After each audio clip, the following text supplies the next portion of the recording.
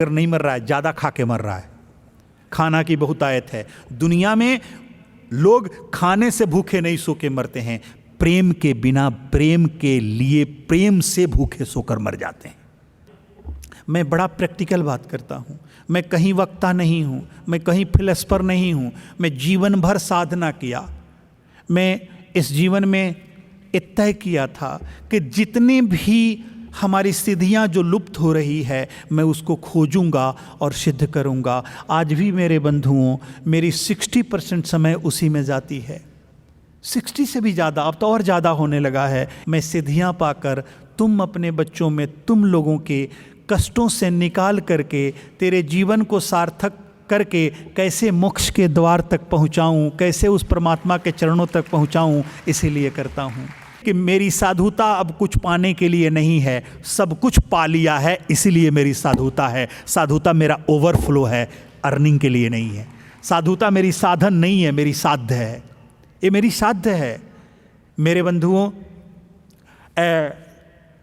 एक बार स्वामी विवेकानंद जी एक आदमी के घर गए तो उन्होंने दिखाया कि ये पश्चिम, देखिए स्वामी जी, ये पश्चिम जहाँ तक दिख रहा है, पहाड़ दिख रहा है ना, माउंट, ये सब मेरा है।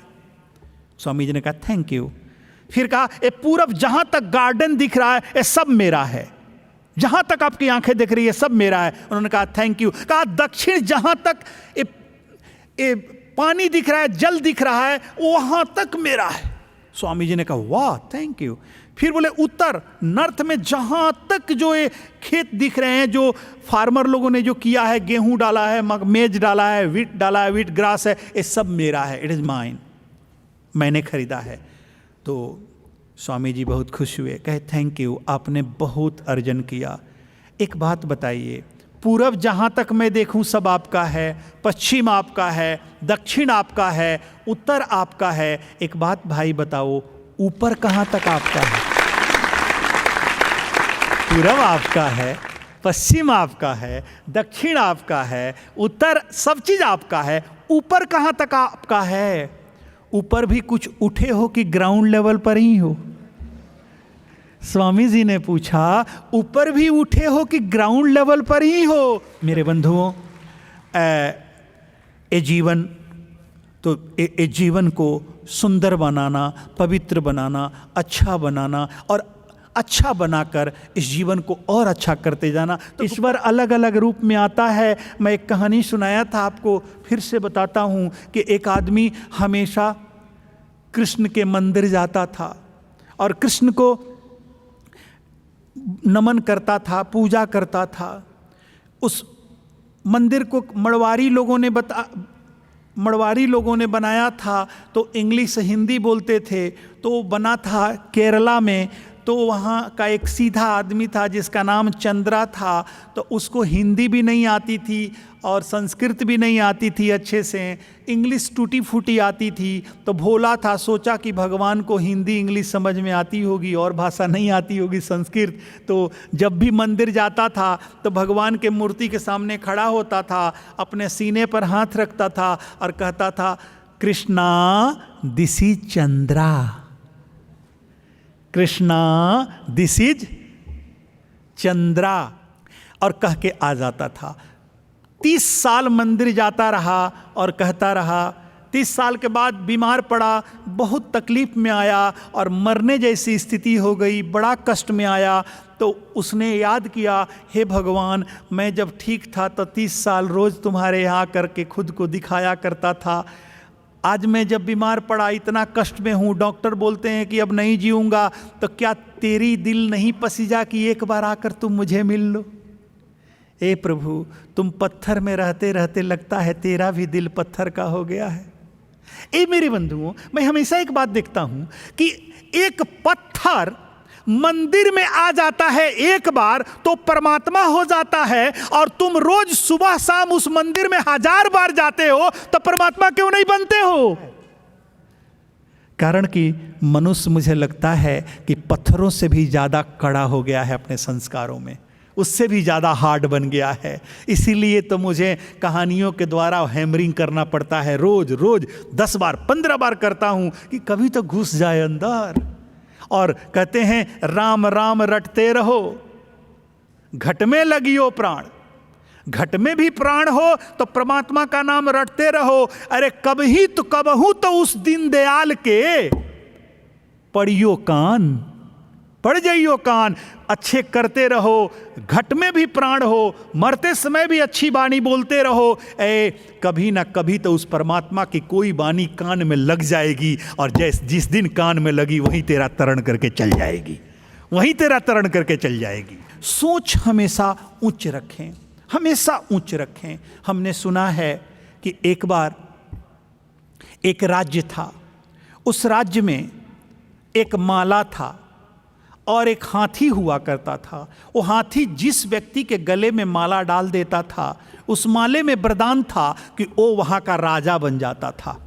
जब भी वो माला डालेगा तो वो आदमी वहाँ का राजा हो जाता था, उसमें वरदान था। लेकिन उस हार में एक श्राप भी था कि वो राजा तो बन जाएगा लेकिन 10 साल तक ही राजा रहेगा। 10 साल के बाद उसको मरुस्थल पर एक ऐसे खतरनाक टापू पर भेज दिया जाता था जहाँ चील कौए नोच कर खा जाते थे, जहाँ उसको नोच नोच कर चील कौए खा जाते थे, चिड़िया मार देती थी। मेरे बंधुओं, खतरनाक जानवर हुआ करता था, वो खा जाते थे। एक समय आया कि उस राज्य का कोई भी राजा बनना नहीं चाहता था।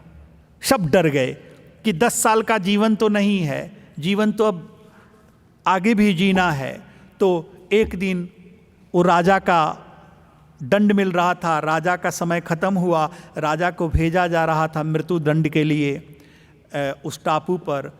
उस दिन हाथी फिर माला लिया और नए राजा के तलाश में चला कि जो भी मिलेगा उसके गले में वो हार डाल देगा। कोई भी सामने नहीं आया, सब लोग दरवाज़ा बंद करके छुप गए। सबों का कहना था कि जीवन 10 साल का ही नहीं है, आगे भी जीना होगा। अभी तो राजा बन जाएंगे लेकिन 10 साल के बाद फिर तो वही मृत्यु का दंड मिलेगा, मारे जाएंगे, सड़ के मरेंगे, चिल्के हुए नोच लेंगे। हाथी दिन भर ढूंढा, कोई सामने नहीं आया, निराश होकर लौटने लगा माला लेकर। कहा कि अब राज्य राजा विहीन हो जाएगी, राजा के बिना अब राज्य कैसे रहेगी। दुखी था। जैसे ही वो लौटा, लौट करके पीछे जैसे आगे बढ़ने लगा, देखा कि एक लड़का 20 साल का लड़का था और एकदम मौज मस्ती में हंसते हुए हाथी के सामने आया। हाथी ने वो माला उस लड़के के गले में डाल दिया। घर वाले रोक रहे थे कि तुम पागल हो गए हो, तेरा दिमाग खराब है, अभी तुम क्यों जा रहे हो, क्यों, क्या ज़रूरी है जाने का, तेरा उम्र 10 साल ही तो नहीं है, बहुत दिन जीना है, तुम जानते हो 10 साल के बाद तुम्हें मर जाना है। तो उस लड़का ने मुस्कुराया, कहा पिताजी 10 साल बाद किसने देखा, ये हाथी रहेगी कि नहीं, माला रहेगी कि नहीं, आप रहेंगे कि नहीं, मैं रहूँगा कि नहीं, वो टापू रहेगी कि नहीं, ये राज्य रहेगा कि नहीं, किसको पता है। और जब अर्थक्वेक, भूकंप ये सब आता है तो देखना क्या पता होता है पल भर में क्या हो जाए। और जीवन भी कैसा विचित्र है मेरे बंधुओं। जब डर लगता है बाहर तो आप तुम घर में जाके छुप जाते हो, और जब भूकंप होता है, अर्थक्वेक होता है तो घर से बाहर आके रोड में खड़े हो जाते हो। फिर सुरक्षित कहाँ हो तुम, कहाँ सुरक्षित हो। तो चलो, ओ गया, राजा बन गया, अच्छा राज्य चलाया, बड़ा नाम हुआ, लोग उसे बहुत प्रेम करने लगे। और जब वो 10 साल पूरे हुए तो उसको भी मृत्यु दंड मिला और वो भी नाव पर चढ़ाया गया और टापू पर ले जाने लगे। तो वो हंस रहा था। तो उसके घर वालों ने पूछा, तुम पागल हो गया है, तुम मूर्ख, उस दिन ही हम लोग कहे थे कि तुम मत बन राजा, तुम बन के क्या किया, अब तो मरने जा रहा है, देख हम। उसके पिता ने कहा, मैं अभी भी जी रहा हूँ और तुम बन के क्या किए। तो उसने कहा, पिताजी अभी भी मैं फायदे में हूँ।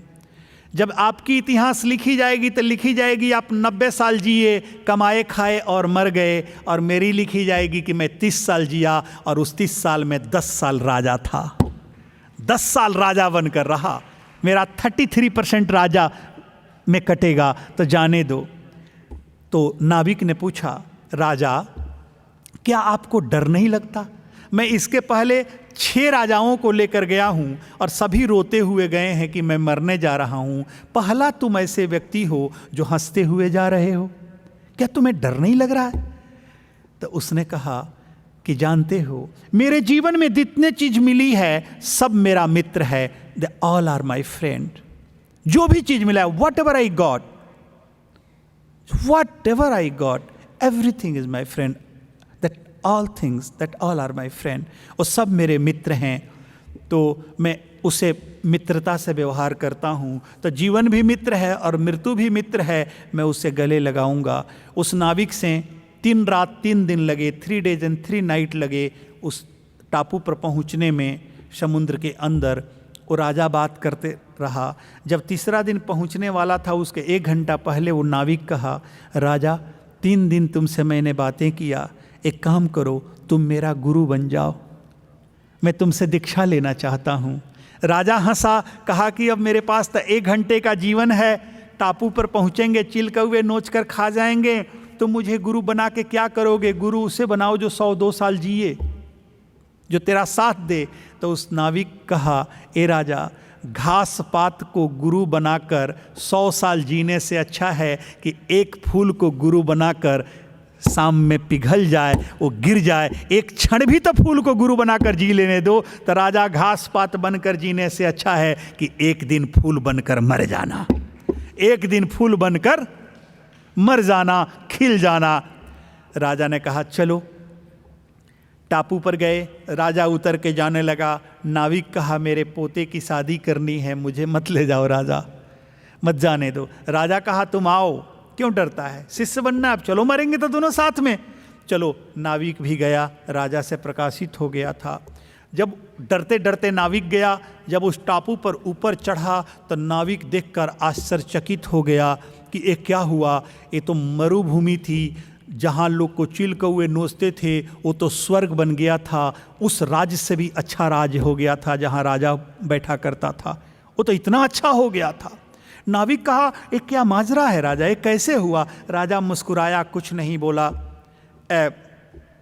लोग हजारों खड़े थे, राजा का स्वागत किए। राजा की इस रात में शादी हुई और राजगद्दी पर बैठा। सुबह नाविक रात भर सो नहीं पाया, सुबह उठा, राजा के चरणों में गिर गया और कहा, राजा तुम तो बड़े प्रतिपाली हो, देखो ना, तुमने वहाँ इतना अच्छा किया लोग, जनता के लोगों के लिए, कि आज ये मरुभूमि भी तेरे लिए भगवान ने स्वर्ग बना दिया। राजा कहा कि नाविक, God works with us, always not for us. भगवान हमारे साथ काम करता है, हमेशा हमारे लिए नहीं करता है नाविक।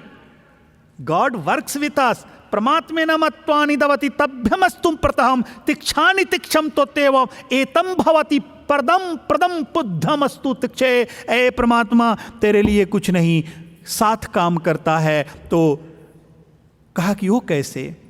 तो राजा कहा, जानते हो नाविक, जब मुझे राजा बनाया गया तो मैं 2 साल तक राज्य को अच्छा चलाया, घाटा को पूरा किया, जो फ़ायदा कमाया जनता में बंटवाया और अच्छे से राज चलाने लगा। तीसरे साल से मुझे इतना फ़ायदा होने लगा कि जो राजकोष में रखने से भी ज़्यादा था। मैं क्या किया कि जो मेरे खुफिया सैनिक थे उसको बुलाया और कहा, ए मेरे सैनिकों, किसी राज्य में किसी को पता नहीं चलना चाहिए, जाओ, मैं पैसा देता रहूँगा और तुम लोग वो जो मरुभूमि है जहाँ सभी राजाओं को मृत्यु दंड मिलती है, उसको इस राज्य से भी अच्छे राज्य में बदल डालो, उसको डेवलप करो, इससे भी अच्छा राज्य बना दो उसको। तो उस राजा ने कहा, मेरे खुफिया सैनिक मुझसे पैसा लेते गए और 8 साल में इस मरुभूमि को उस राज्य से भी अच्छे राज्य में बदल दिए। तब नाविक उसके पांवों पर गिर जाता है और कहता है, राजा तेरी सोच इतनी उच्च है, तेरी सोच इतनी उच्च है कि तुम वहाँ भी राजा और यहाँ भी राजा, तुम वहाँ भी राजा और यहाँ भी राजा। तब मेरे बंधुओं, वो राजा कौन है? तेरे जीवन में वो सब चीज़ है। एक कहानी इसलिए मैं सुनाया हूँ कि तेरे जीवन में है। जो राजा है वो तुम हो। जो राजा की सोच है, जो उसकी थॉट है कि उसको भी डेवलप कर देना, वो तेरी सोच है। और जो खुफिया सैनिक है वो राजा का मन है। जो खुफिया सैनिक है वो राजा का मन है। और वो जो मरुभूमि स्वर्ग में बदल गया, वो राजा के कर्मों का फल है। और राजा ने जो धन उसको दिया, वो राजा का जिगरा है, राजा का कर्म है, तब मेरे बंधुओं अगर हमारी सोच भी एलिवेटेड हो जाए तो हम वहाँ भी राजा और यहाँ भी राजा, दिस और दैट नहीं, दिस एंड दैट हो जाएगा। हम दोनों तरफ कर सकते हैं जीवन में। तो जीवन के किसी भी परिस्थितियों से मत घबराना, कभी मत घबराना मेरे बंधुओं। कैसी भी परिस्थिति हो, जीवन को इतना सुंदर ढंग से जीना, इतना अच्छे ढंग से जीना कि ये जीवन तेरे लिए रास्ता देता जाएगा। कारण कि जीवन एक अभियान है, जीवन गणित का समस्या नहीं है, समझा, एक अभियान है। ये अपने अनुसार चलेगा और वीर ही जी पाता है, कायर तो खाता है, पीता है और मर जाता है। जीना तुम्हें पड़ेगा और इस जीवन में ही सारी चीज आएगी। तेरी जन्म भी आएगी, तेरी मुक्ति भी आएगी, तेरा मोक्ष भी आएगा, तेरा कर्म भी आएगा, तेरा कर्म कांड भी आएगा, तेरा सब पूजा भी आएगा, प्रार्थना भी आएगा, सब इसी जीवन में है। तो देख लेना, उस राजा का बुद्धि भी तेरे पास है, खुफिया सैनिक मन है, धन उसका हिम्मत है और उसकी अपनी प्लानिंग है। वो जो प्लानिंग है, वो प्लानिंग उस मरुभूमि को स्वर्ग बनाने की है और जो फल है वो फिर से राजा बन जाता है। तो दिमाग भी तेरे पास है, बुद्धि भी तेरे पास है, मन भी तेरे पास है, विचार भी तेरे पास है, कर्म भी तेरे पास है, हिम्मत भी तेरे पास है, मौका भी तेरे पास है और राजा का शरीर भी तेरे पास है। तुम भी यहाँ भी राजा बन जाओ और उस परमात्मा के घर वहाँ भी राजा बन जाओ। सीख लो इसको, सीख लो इसको। तो एलिवेटेड थॉट, हमारी सोच एलिवेटेड होनी चाहिए। कैसी भी परिस्थिति है हम उसे ठीक कर लेंगे, कभी मत घबराना। और जो पेशेंस लूज करता है वो पेशेंट बन जाता है।